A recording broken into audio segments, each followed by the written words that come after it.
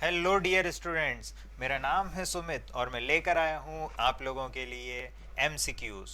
MCQs आज हम लोग डिस्कस करेंगे सॉल्यूशन टॉपिक के for your term one exam. तो मैं उम्मीद करता हूँ आप सभी बढ़िया हैं। दोस्तों, शुरू करते हैं एमसीक्यूज़। ये रहा आपका क्वेश्चन नंबर वन। दोस्तों, पहला क्वेश्चन हमसे आ, पूछ रहा है मोलैरिटी, और गिवन है आपके पास में 4 ग्राम ऑफ NaOH। NaOH आपका जो है वो 4 ग्राम है, और सॉल्वेंट है वाटर। वाटर में इसको हम ऐड कर रहे हैं, और रिजल्टिंग सॉल्यूशन का मोलैरिटी आपसे पूछा गया है। तो दोस्तों, यहाँ आपको फाइनल वॉल्यूम ऑफ सॉल्यूशन भी गिवन है, दैट इज 100 ml। तो यहाँ पर आपको मोलैरिटी का फॉर्मूला पता है। मोलैरिटी का फॉर्मूला क्या होता है? Moles upon volume.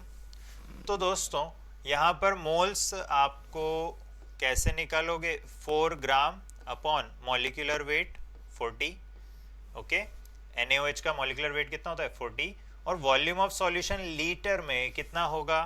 तो 100 अपॉन 1000 मतलब 0.1 लीटर होगा।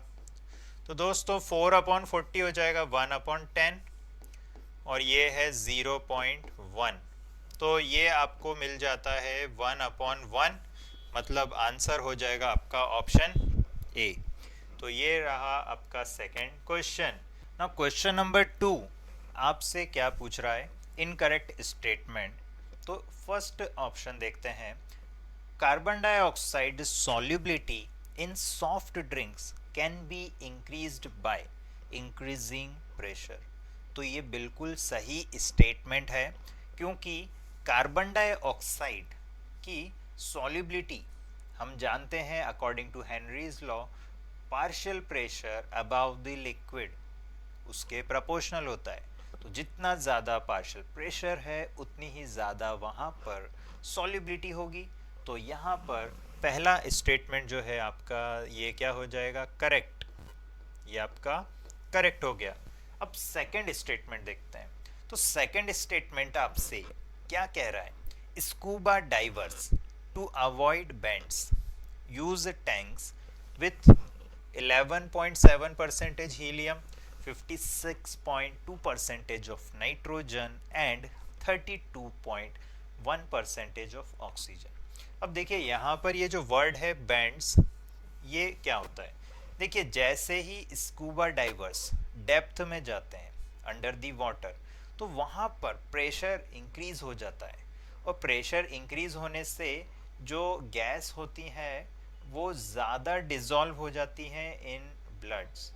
ओके, तो ये जब स्कूबा डाइवर्स वापस ऊपर आते हैं, तो जब ये गैस पहले जो ज़्यादा डिज़ोल्व हो चुकी हैं डेप्थ में, जब ऊपर आएंगे स्कूबा डाइवर्स, तो वहाँ पर ये गैस वापस से रिलीज होंगी, और वहाँ पर बबल्स फॉर्मेशन का चांस होता है, और इसी मेडिकल कंडीशन को हम क्या बोलते हैं? बैंड। तो इसको अवॉइड करने के लिए हम स्कूबा डाइवर्स को टैंक देते हैं, जिसमें ये कॉन्सेंट्रेशन जो मैंने अंडरलाइन किया है यहाँ पर, ये मेंटेन की जाती है। ये आपको एप्लीकेशन ऑफ हेनरीज लॉ में भी देख सकते हैं आप। तो ये इम्पॉर्टेंट हो जाता है आपके लिए, तो आपको ये कॉन्सेंट्रेशन याद रखना है। अब आते हैं थर्ड स्टेटमेंट पे।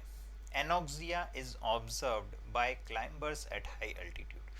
ये आप एनोक्सिया की अगर हम बात करें, तो एनोक्सिया क्या है? एक मेडिकल कंडीशन है जिसमें जब आप क्लाइंबर्स हाई अल्टीट्यूड पर जाते हैं, तो वहाँ पर क्या होता है? प्रेशर होता है लो, तो ऑक्सीजन की कमी हो जाती है, और ब्रेन को लेस कॉन्सेंट्रेटेड या लेस परसेंटेज में ऑक्सीजन मिलता है ब्रेन को, और इसी मेडिकल कंडीशन को हम क्या बोलते हैं? एनोक्सिया।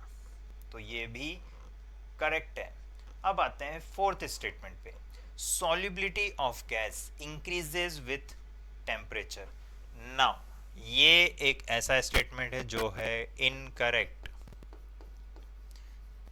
ओके, हम हेनरीज लॉ जब पढ़ते हैं तो हम देखते हैं कि टेम्परेचर जितना आप कम रखोगे, लेस द टेम्परेचर, सॉल्युबिलिटी क्या होती है? हाई, सॉल्युबिलिटी हाई होती है। ओके फ्रेंड्स, तो आई होप आपको यहाँ इनकरेक्ट स्टेटमेंट मिल गया है, ऑप्शन डी। और अब बढ़ते हैं नेक्स्ट क्वेश्चन पर। Third question, the law which indicate relationship between solubility of gas in liquid and pressure is. अभी हमने डिस्कस किया सॉल्युबिलिटी ऑफ गैस लिक्विड के अंदर और प्रेशर, इसको रिलेट कौन करता है? Henry's law. तो यहाँ पर आंसर हो जाएगा option B. Question 4, solutions which shows positive deviation from Raoult's law. तो पॉजिटिव डेविएशन इन ऑप्शंस में से कौन सा ऑप्शन शो करता है?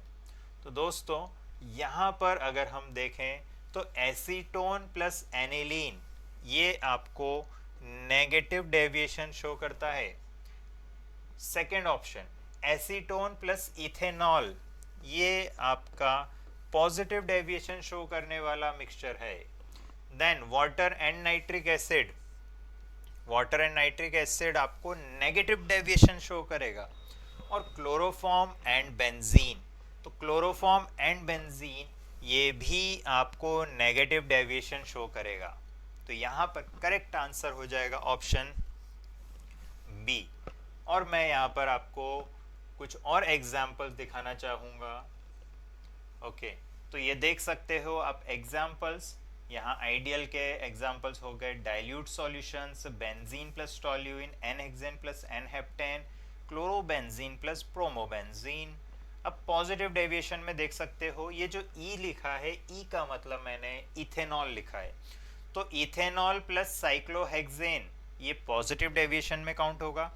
इथेनॉल प्लस वाटर ये भी पॉजिटिव डेविएशन में काउंट होगा। फिर इथेनॉल प्लस एसीटोन जो हमको क्वेश्चन में दिख रहा था, देखिए इथेनॉल प्लस एसीटोन ये आपका पॉजिटिव डेविएशन में आ गया।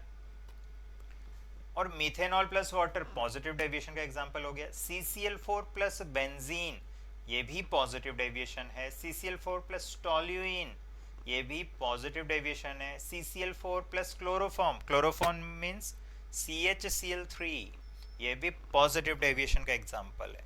CCl4 प्लस मीथेनॉल ये भी आपका पॉजिटिव डेविएशन का एग्जांपल हो गया।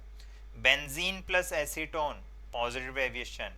कार्बन डाइसल्फाइड प्लस एसीटोन ये भी पॉजिटिव डेविएशन। नेगेटिव के एग्जांपल देखते हैं। Chloroform plus acetone, chloroform plus acetone, okay. Then आपका क्लोरोफॉर्म प्लस बेंजीन ये भी नेगेटिव डेविएशन है।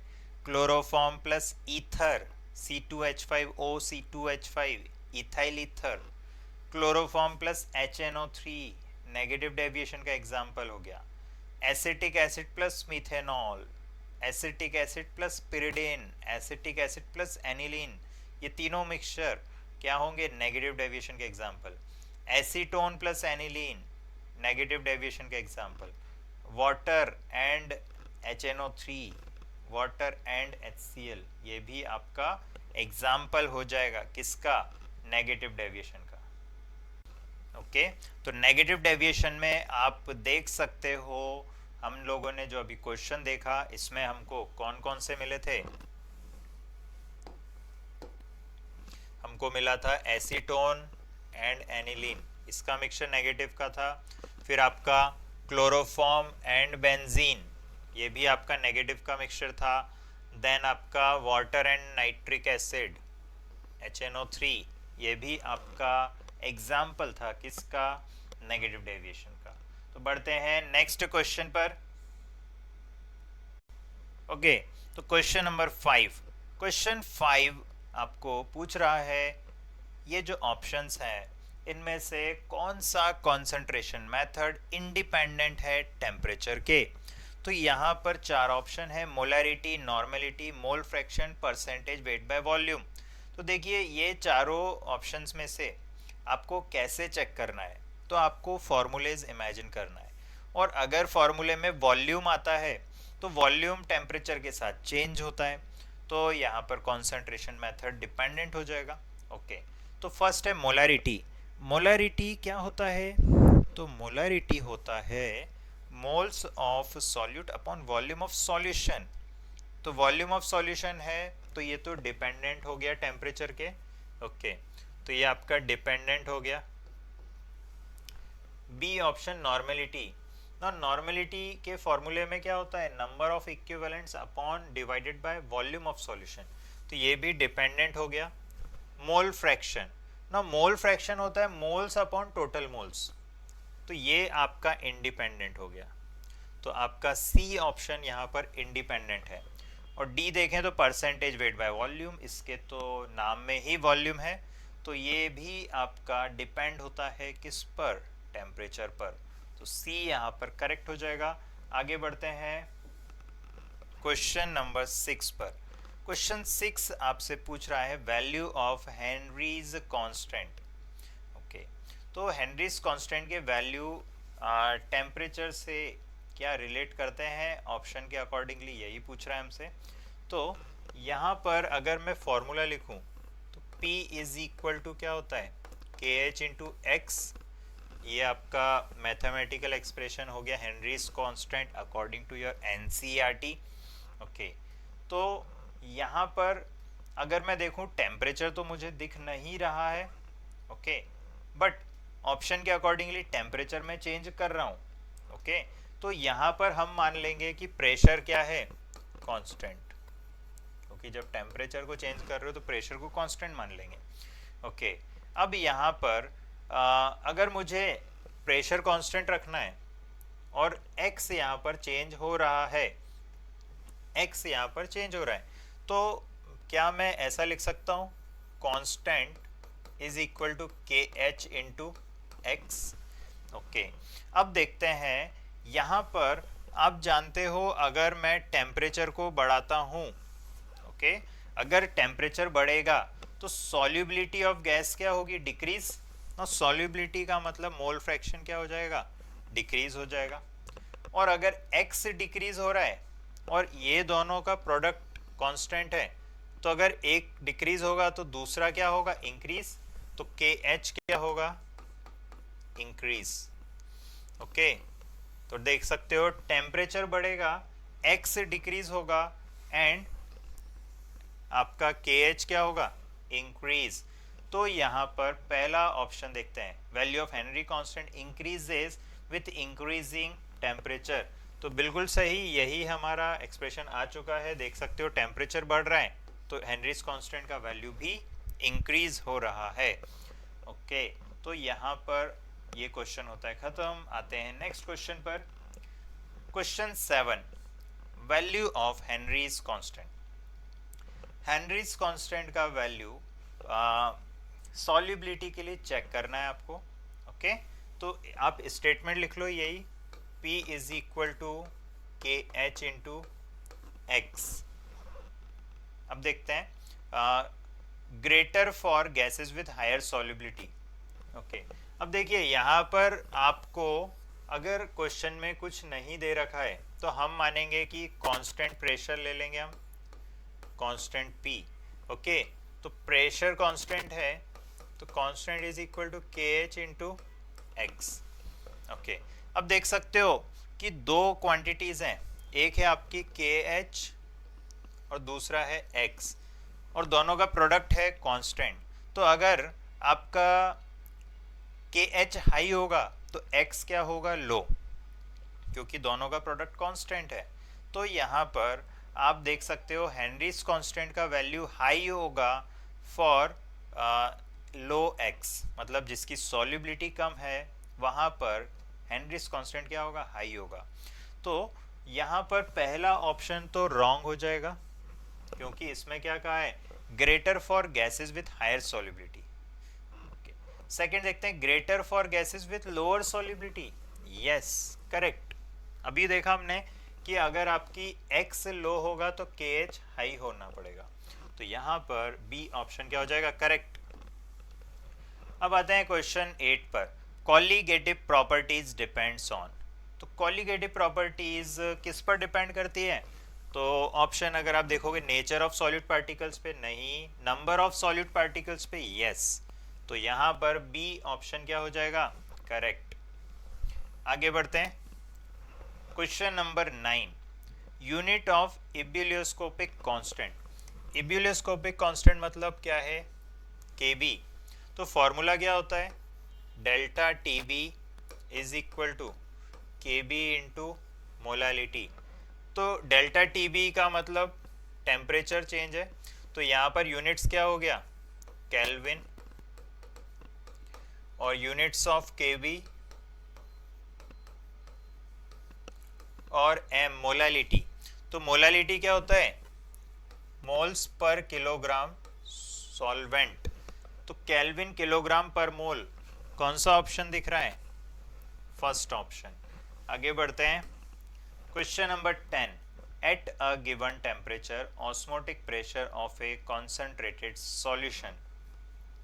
किसी भी टेम्परेचर पर ऑस्मोटिक प्रेशर कॉन्सेंट्रेटेड सॉल्यूशन का क्या होगा?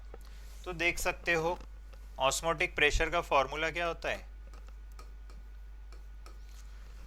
तो यहाँ पर अगर मैं कह रहा हूँ कॉन्सेंट्रेटेड सॉल्यूशन है, मतलब C क्या है? हाई है। तो यहाँ पर पाई क्या होगा? पाई प्रोपोर्शनल किसके है? C के। तो आपसे पूछा है कॉन्सेंट्रेटेड सॉल्यूशन का ऑस्मोटिक प्रेशर, तो यहाँ पर क्या होगा? Higher than that at dilute solution. बिल्कुल सही। कॉन्सेंट्रेटेड सॉल्यूशन का कॉन्सेंट्रेशन ज़्यादा है, तो ये ऑस्मोटिक प्रेशर भी क्या होगा? ज़्यादा होगा। तो यहाँ पर ए ऑप्शन आपका क्या हो जाएगा? Correct. Question 11, 4 litre of 0.02 molar aqueous solution of NaCl was diluted by adding 1 liter water. Molarity of resulting solution is। अब देखो बच्चों, आपसे क्वेश्चन में क्या बोल रहा है? क्वेश्चन में आपसे बोला जा रहा है कि मेरे पास में ये एक सॉल्यूशन है 4 लीटर का और इसका मोलारिटी कितना है? 0.02 मोलार। ये लिख दिया 0.02 मोलार। अब मैंने इसमें कितना पानी ऐड करा? 1 लीटर वाटर ऐड कर दिया। ओके। अब जो रिजल्टिंग सॉल्यूशन है इसका मोलारिटी लेट से M2 हो गया है और ये आपसे पूछा है। अच्छा, अगर मैं कहूँ इनिशियल सॉल्यूशन का वॉल्यूम है 4 लीटर और इसमें मैंने 1 लीटर वाटर ऐड करा, तो जो रिजल्टिंग सॉल्यूशन है इसका वॉल्यूम क्या हो जाएगा? 5 लीटर। ओके। तो यहाँ पर डाइल्यूशन फॉर्मूला आप लगा सकते हो। M1V1 is equal to M2V2। M1 कितना है आपका? 0.02 और V1 कितना है आपका? 4 लीटर। M2 कितना है? नहीं पता। V2 कितना है? 5।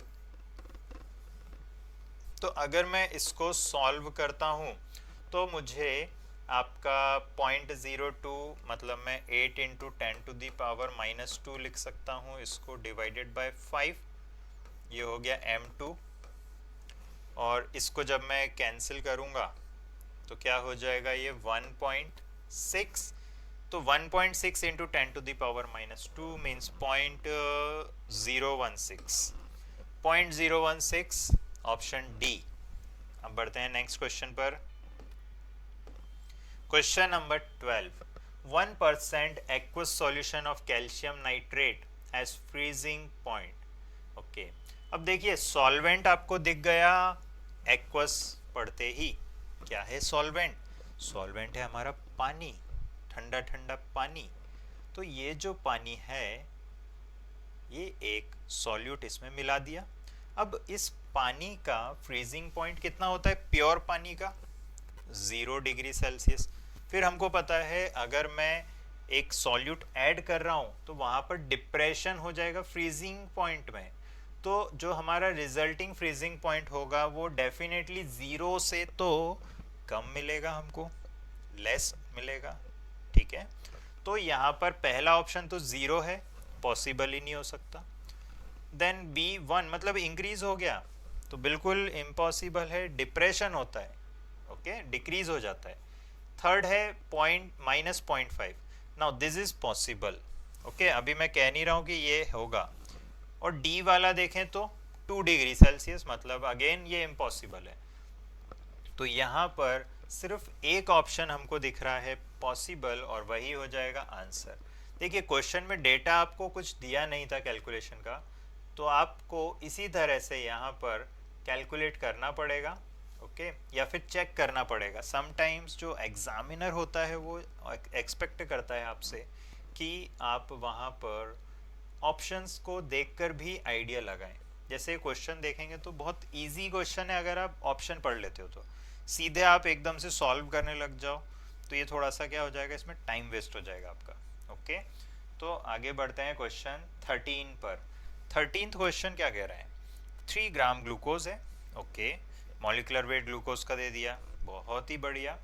और ये हमने डिज़ोल्व कर दिया है, डुबा दिया है इसको 60 ml पानी में, ये देख सकते हो 60 ml पानी में डुबा दिया, और टेम्परेचर भी दे दिया, वाह वाह वाह वाह, 27 डिग्री सेल्सियस। अब ऑस्मोटिक प्रेशर पूछा है सॉल्यूशन का, और ऑस्मोटिक प्रेशर का यूनिट आप ऑप्शन में भी देख सकते हो, एटमॉस्फेयर। अब आपको यहाँ पर फॉर्मूला लिख लेना है ऑस्मोटिक प्रेशर का। जब भी क्वेश्चन हो आपका ऑस्मोटिक प्रेशर का, आप फॉर्मूला लिख लो, pi is equal to CRT। Now यहाँ पर आपको ऑप्शन एटमॉस्फेयर में है, तो आर का वैल्यू क्या लेना चाहिए हमको, 0.0821, ओके, ये आपका एटमॉस्फेयर वाला आर होता है, ओके। अब यहाँ पर आपसे टेम्परेचर भी गिवन है 27 डिग्री सेल्सियस, तो टेम्परेचर को मैं केल्विन में कन्वर्ट करना पड़ेगा मुझे, तो ये हो गया मेरा 300, ओके। कॉन्सेंट्रेशन आपको ठीक है, कॉन्सेंट्रेशन क्या होता है, मोल्स अपॉन वॉल्यूम, और ये वॉल्यूम होता है लीटर में, तो मोल्स कितना है 3/180, क्योंकि मॉलिक्यूलर वेट है 180, और वॉल्यूम कितना है 60/1000, क्योंकि मिलीलीटर है 60, तो यहाँ पर ये हो गया 3/180 इंटू 60 इंटू 1000। तो अगर मैं इसको देखूं तो 0 से 0 कैंसिल हो गया, तो ये आपका बचा 3, अच्छा 3 से ये काट दिया 6, तो क्या बचा 10 आपका 36, ओके। अब ये जो फॉर्मूला है इसमें आप रख दो value, pi is equal to C का वैल्यू कितना निकाला हमने 10/36, आर का वैल्यू है 0.0821, और टेम्परेचर का वैल्यू ये रहा आपका 300, ओके। तो यहाँ पर अगर मैं 3 से कैंसिल कर दूँ इसको, तो ये हो गया 12, ओके, और ये हो गया 100। अब मैं अगर इसको चेक करूं तो ये 100 मल्टीप्लाई होगा, और ये 1000 है, तो ये आपका हो जाएगा कितना, ओके, तो ये आपका हो जाएगा 82.1 डिवाइडेड बाय 12। अब देखिए अगर मैं इसको एक अप्रॉक्स वैल्यू निकालना चाहूँ तो 12 6 जा 72, 12 7 जा 84, बट 84 से न्यूमरेटर थोड़ा सा कम है, तो 7 टाइम्स तो 84 होता, तो यहाँ पर ये जो आंसर मिलना है हमको, ये 6 पॉइंट अराउंड 9 के अराउंड मिलना चाहिए, ओके। तो 6 पॉइंट मतलब 7 से थोड़ा सा कम वैल्यू, कौन सा ऑप्शन है देखते हैं, ओके, तो ये मिल गया हमको ऑप्शन सी, तो डेफिनेटली सी हमारा आंसर है। आते हैं नेक्स्ट क्वेश्चन पर, ओके दोस्तों, तो देखिए क्वेश्चन नंबर 14, क्वेश्चन 14 हमसे क्या पूछ रहा है, क्वेश्चन 14 हमसे पूछ रहा है pressure cooker reduces cooking time because pressure cooker basically क्या करता है, what is the purpose of using pressure cooker. तो प्रेशर कुकर आपका नाम में ही है प्रेशर, तो प्रेशर यहाँ पर ये सराउंडिंग का बढ़ा देता है, और आप जानते हो कि बॉइलिंग पॉइंट जो होता है वो प्रोपोर्शनल होता है सराउंडिंग प्रेशर के। ओके, तो अगर आपका जो वाटर है 100 डिग्री सेल्सियस पर बॉयल होता है नॉर्मल एटमॉस्फेरिक प्रेशर पे, बट वो जब प्रेशर कुकर में जाएगा तो उसका बॉइलिंग पॉइंट इंक्रीज हो जाएगा, और बॉइलिंग पॉइंट इंक्रीज होने से वो ज़्यादा टेम्परेचर एक्वायर कर पाएगा और आपकी वेजिटेबल्स हाई टेम्परेचर पर पहुंच जाएंगी, जिससे उनका कुकिंग फास्ट हो जाएगा। तो ऑप्शन देखते हैं, first option, the heat is more evenly distributed. क्या वहाँ पर हीट ज़्यादा इवनली डिस्ट्रीब्यूट होगी? नहीं होगी, ऐसा नहीं होगा। Second option, the higher pressure tenderises food.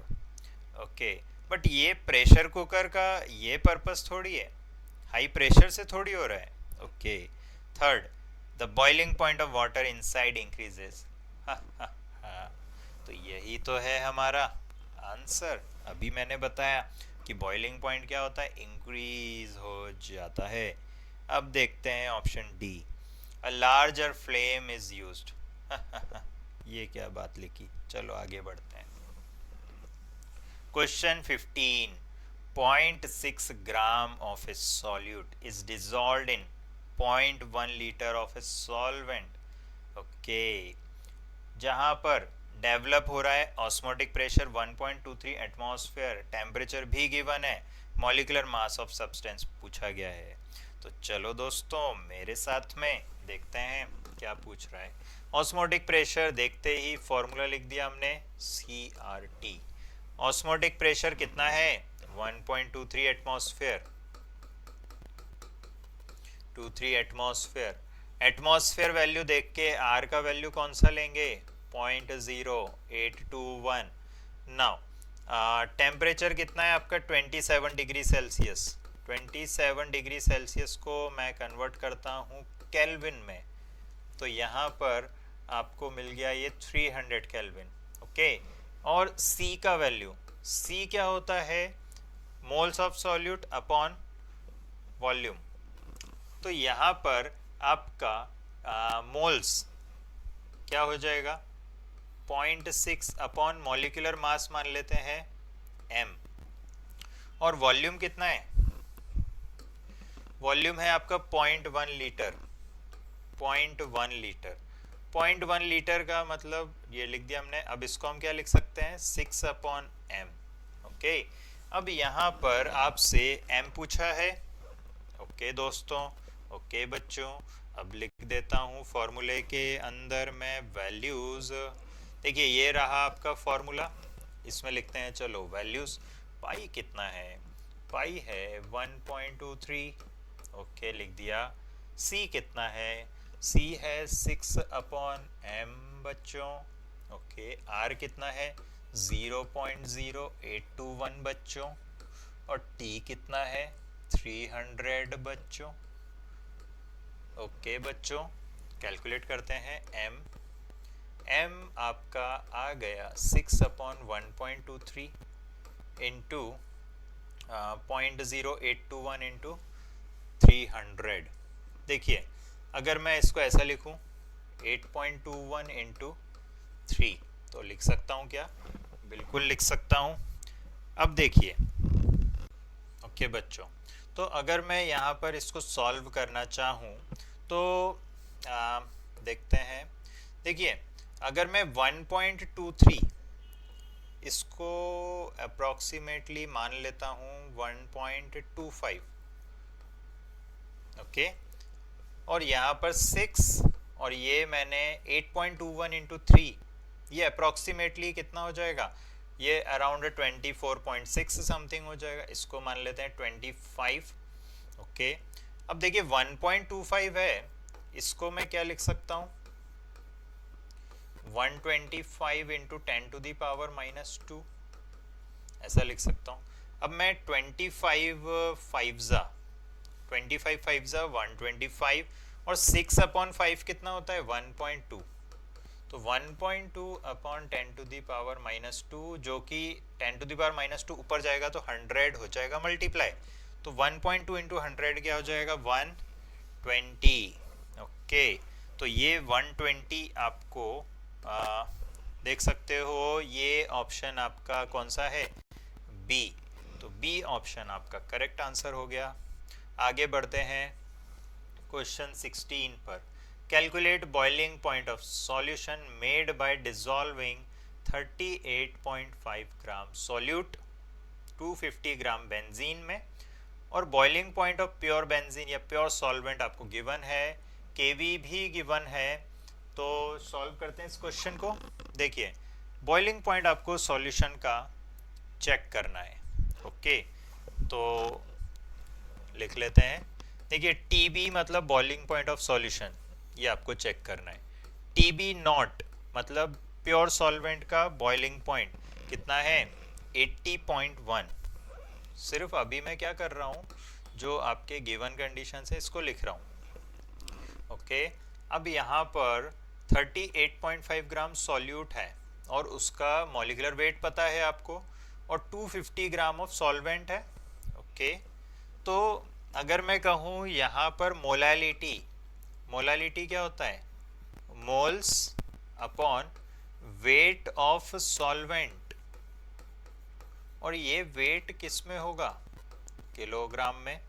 Okay, तो मोल्स कितना है, मोल्स है हमारा ओके, ये रहा आपका वेट इन ग्राम और ये रहा मॉलिक्यूलर वेट। तो मोल्स हो गया हमारा वेट इन ग्राम 38.5, ये रहा, और ये रहा 154, ये हो गया मोल्स। और वेट ऑफ सॉल्वेंट कितना है, 250 ग्राम, 250 अपॉन 1000, बिकॉज किलोग्राम में लिखना है। तो इसको मैं लिख सकता हूँ 38.5 154,000 अपॉन 250। ओके दोस्तों, अब देखिए, अगर मैं इनको कैंसिल करूं तो ये मेरा 4 टाइम्स आएगा। 38.5 4 टाइम्स अगर आप जाएगा तो आपको क्या मिल जाएगा, 154। और अगर इनको कैंसिल करूं तो ये भी 4 टाइम्स आएगा। तो 4 और ये 4, तो क्या हो गया, 1। तो मोलालिटी आ गया मेरे पास में 1। अब मेरा फॉर्मूला क्या होता है, delta T B is equal to K B into molality. तो delta T B, K B का वैल्यू, के बी का वैल्यू कितना है, के बी है 2.61, ये लिख दिया मैंने 2.61। और मोलालिटी, मोलालिटी अभी निकाला 1 है, तो डेल्टा टी बी आ गया आपका कितना, 2.61, 2.61 डिग्री सेल्सियस। ओके, अब यहाँ पर आपसे प्योर बेंजीन का बॉइलिंग पॉइंट आपको गिवन है। ओके, 80.1। ना डेल्टा टीबी का मतलब क्या होता है, T B minus T B nought. Okay, T B nought is 80.1, तो ये T B minus 80.1 is equal to 2.61। तो टीबी मेरा आ गया 80.1 प्लस 2.61। ओके, ये आपको कितना दे देगा, 82.71 डिग्री सेल्सियस। तो चेक करते हैं ऑप्शंस, और ये रहा आपका ऑप्शन डी, आंसर आ गया। आगे बढ़ते हैं नेक्स्ट क्वेश्चन पर। 17th क्वेश्चन क्या पूछ रहा है, 17th क्वेश्चन पूछ रहा है freezing point of A solution of urea in water. तो सॉल्वेंट है वाटर, और ये बॉयल होता है कितने टेम्परेचर पर, ये पूछ रहा, बॉयल होता है 100.18 डिग्री सेल्सियस पर। ओके, तो यहाँ पर आपको पता है प्योर वाटर का बॉइलिंग पॉइंट कितना होता है, 100 डिग्री सेल्सियस। और ये कितना हो रहा है, किस टेम्परेचर पे बॉयल हो रहा है, 100.18। तो यहाँ पे डेल्टा टी बी तो मेरे को दिख रहा है कितना, 0.18 डिग्री सेल्सियस। 100 से कितना बढ़ गया, 0.18, तो ये डेल्टा टी बी दिख रहा है मुझे। और फ्रीजिंग पॉइंट मुझसे पूछा गया है। ओके, के बी एंड के एफ का वैल्यू मुझे दे रखा है। और सॉल्यूशन आपका सेम है। ओके, मतलब मोलालिटी क्या है, सेम। देखिए ये फॉर्मूला आपको पता है, delta T B is equal to K B into molality, और डेल्टा टी एफ क्योंकि फ्रीजिंग का भी आपको क्वेश्चन में पूछा है तो इसका फॉर्मूला भी लिख लेते हैं, के एफ इंटू मोलालिटी।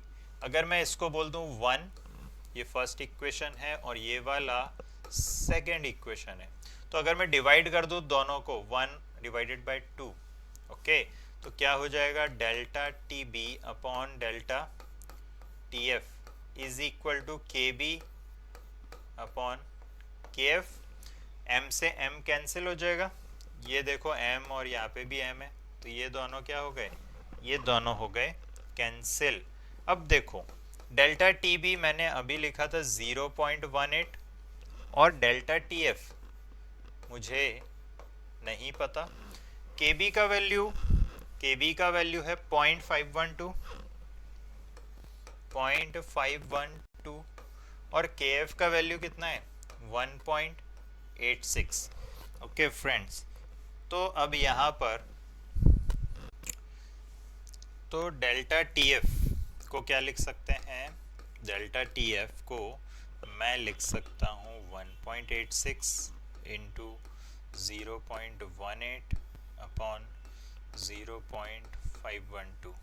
ओके, तो अगर मैं इसको सॉल्व करता हूँ तो सॉल्व करने पर मुझे लगभग 0.512 है, और इसको अगर मैं कट करूँ तो ये अप्रॉक्सीमेटली मेरा जाएगा 3 टाइम्स से थोड़ा सा ज़्यादा, 3 पॉइंट समथिंग। ओके, और 0.18 इंटू 3 टाइम्स मतलब अराउंड ये 18 3 ज़ा 54, तो ये अराउंड 0.55 से थोड़ा सा ज़्यादा आएगा हमारा। ओके, तो डेल्टा टी एफ का मतलब क्या हो गया, डिप्रेशन होता है तो फ्रीजिंग पॉइंट डिक्रीज हो जाता है। ओके, तो यहाँ पर जो आपका इनिशियल है 0 माइनस फाइनल वैल्यू जो भी है आपका इज इक्वल टू 0.55 से थोड़ा सा ज़्यादा, हम एक अप्रॉक्स वैल्यू निकाल रहे हैं, तो टी एफ आपका कितना हो जाएगा नेगेटिव 0.55 से तो अगर हम देखें तो ये क्या होना चाहिए, नेगेटिव 0.65 जो हमारे वैल्यूज आए थे उसके अकॉर्डिंगली, क्योंकि नियर टू 0.55 नेगेटिव में क्या है वो आपका नेगेटिव 0.65 है।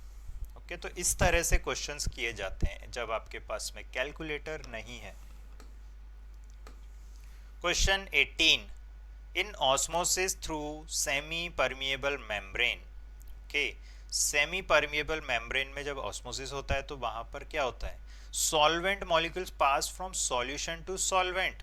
बिल्कुल नहीं, क्योंकि लो कॉन्सेंट्रेशन से हाई कॉन्सेंट्रेशन की तरफ मूव करता है, बट यहाँ तो हाई टू लो है, रॉन्ग हो जाएगा। Second statement, solvent molecule pass from solvent to solution, yes ये आपका करेक्ट होगा। एक्चुअली में क्या होता है, सॉल्वेंट मतलब जहाँ पर लो कॉन्सेंट्रेशन है वहाँ से मूव करेगा टूवर्ड्स सॉल्यूशन, तो आपका ऑप्शन बी करेक्ट है। बढ़ते हैं नेक्स्ट क्वेश्चन पर। क्वेश्चन 19, क्वेश्चन 19 क्या कह रहा है, एक डाइल्यूट एक्वस सॉल्यूशन है ग्लूकोज का और उसका वेपर प्रेशर गिवन है 750 mm ऑफ Hg 373 केल्विन। ना ये जो 373 केल्विन है या फिर 100 डिग्री सेल्सियस, पानी इस टेम्परेचर पर क्या होता है, बॉयल। ओके, इस टेम्परेचर पर बॉयल होता है, और इस टेम्परेचर पर अगर बॉयल होता है तो वहाँ पर प्रेशर कितना रहता है, 1 एटमॉस्फेयर। ओके, तो यहाँ पर जो पी नॉट है पानी का प्योर वेपर प्रेशर वो कितना होता है, 1 एटमॉस्फेयर, बट यहाँ क्वेश्चन में आपको mm ऑफ Hg गिवन है, तो 760 mm ऑफ Hg आप लिखोगे। ओके, और सॉल्यूशन का वेपर प्रेशर कितना है, 750। ओके, अब यहाँ पर मोलालिटी ऑफ सॉल्यूशन आपसे पूछा गया है, तो यहाँ पर relative lowering of vapour pressure आपको पता है क्या होता है, P not minus P solution upon P not, और ये किसके बराबर होता है, मोल फ्रैक्शन ऑफ सॉल्यूट। तो पी नॉट आपका 760, पी एस आपका 750 और पी नॉट आपका 760। तो जब आप इसको कैलकुलेट करोगे तो ये आ गया 10/760 या फिर 1/76। ओके, तो ये आपको क्या आ गया है, mole fraction of solute. Mole fraction of solute कितना आ गया आपके पास में, 1/76। देखिए मोल फ्रैक्शन का मतलब क्या हो गया कि अगर मेरे टोटल मोल्स सॉल्यूशन में 1 है तो मोल्स ऑफ सॉल्यूट कितना हो गया, मोल्स ऑफ सॉल्यूट हो गया 1/76। तो मोल्स ऑफ सॉल्वेंट जो कि है हमारा पानी, मोल्स ऑफ सॉल्वेंट क्या हो जाएगा, 1 - 1/76 मतलब 75/76। ओके, तो वेट ऑफ सॉल्वेंट कितना हो गया, या वेट ऑफ वाटर जो कि आपका सॉल्वेंट है, moles into molecular weight. Molecular weight of पानी क्या होता है, 18। ओके, अब यहाँ पर ये सॉल्वेंट का वेट किस में आया, ग्राम में। अब मोलालिटी आपसे पूछा था, तो मोलालिटी क्या होता है, moles of solute upon weight of solvent, और ये जो सॉल्वेंट का वेट होता है ये होता है किलोग्राम में। तो मोल्स ऑफ सॉल्यूट मैंने अभी निकाला था, कितना था, 1/76, और वेट ऑफ सॉल्वेंट किलोग्राम में, ये जो हमारे पास में है ये वैल्यू क्या है, ग्राम में। तो 75/76 इंटू 18, और इसको पूरे को डिवाइड करूंगा मैं 1000 से। तो जब 1000 से डिवाइड करूंगा तो वो न्यूमरेटर में पहुंच जाएगा और मल्टीप्लाई हो जाएगा 1000। ओके, अब देखो 76 से 76 कैंसिल हो गया आपका, ठीक है। तो ये क्या बन गया, ये बन गया 1000/75 इंटू 18। अब देखो इसको आप सॉल्व कर सकते हो, 25 3 और 25 4 40। तो ये देखो इसको मैं यहाँ पे ले जाता हूँ, चलो सॉल्व करने के लिए। तो ये 40/3 इंटू 18, ठीक है। तो आप अगर 18 से कट करोगे तो 18 2 36, 4 बचेगा, तो ये चलता गया। तो 2.22/3, और अगर मैं इसको कैंसिल करूं तो 3 से 0.7 और 1 2 4 तो देख लीजिए ये आ गया आपका आंसर 0.74। देखिए अब इस टाइप से कोई भी टीचर आपको सॉल्व करके नहीं दिखाता है, वो क्या करते हैं डायरेक्टली कैलकुलेटर से वैल्यू आपको बता देते हैं, या भले ही वो सॉल्व कर सकते हैं बट वो डायरेक्ट लिख देंगे, है ना। तो इसलिए मैंने ये पूरा सॉल्यूशन बताया है कि अगर आपके पास में टिपिकल प्रॉब्लम्स भी आ जाए जहाँ पर क्वेश्चंस थोड़े कैलकुलेशंस थोड़े से टफ होंगे, तब भी आपको किस तरह से अप्रोच करना है, आई थिंक आपको एक आइडिया हो गया है। चलते हैं अब ऑप्शन देखते हैं। तो ये रहा आपका option D 0.74।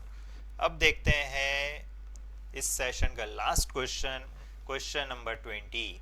Osmotic pressure of solution increases. Osmotic pressure solution का बढ़ता है कब, तो पहला ऑप्शन है टेम्परेचर डिक्रीज। तो आपको सबसे पहले तो फॉर्मूला आप देखो, फॉर्मूला क्या होता है ऑस्मोटिक प्रेशर का, pi is equal to CRT। तो देख सकते हो अगर टेम्परेचर बढ़ेगा तो पाई भी बढ़ेगा। तो पहला ऑप्शन तो क्या हो जाएगा आपका, रॉन्ग। दूसरा option, number of solute molecules increase. तो देखिए सॉल्यूट मॉलिक्यूल्स का इंक्रीज होना मतलब वहां पर कॉन्सेंट्रेशन क्या हो रहा है, इंक्रीज। और कॉन्सेंट्रेशन अगर बढ़ेगा, ये देख सकते हो C अगर इंक्रीज होगा तो पाई भी क्या होगा, इंक्रीज। तो आपका बी ऑप्शन बिल्कुल करेक्ट हो जाएगा, क्योंकि ऑस्मोटिक प्रेशर यहाँ पर इंक्रीज होगा। सो आई होप आपने इस सेशन को एंजॉय करा, आपको कुछ समझ में आया, कुछ बेनिफिट हुआ। और दोस्तों, अगर आप चाहते हो कि कोई और डाउट्स आपको अगर हों तो आप मुझसे पूछ सकते हैं कमेंट्स में। और अगर आपको वीडियो अच्छा लगा तो please like and share to your friends. मिलते हैं हमारे नेक्स्ट वीडियो में, जिसमें हम लोग पढ़ेंगे P block elements for your term 1 exam. So thank you, bye bye.